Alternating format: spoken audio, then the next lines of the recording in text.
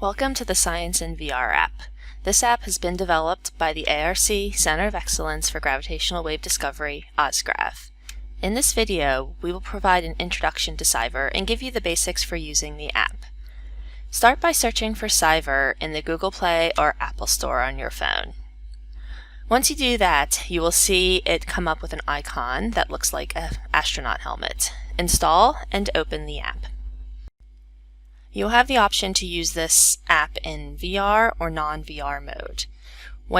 You can choose this by clicking the box. We will leave it unclicked and do this in non-VR mode. Once you do that, please hit the Start button.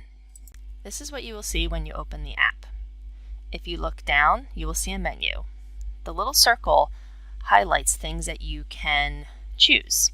So when the little dot becomes a big circle, you can tap on your screen and make a choice for something from the menu.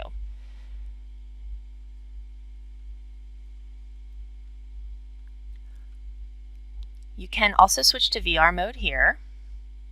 You can see that it splits the screen. To maneuver in the app, click on the scene you want to travel to and tap the screen. That will take you there. Join us for our next video to explore the solar system with OzGrav and SciVR.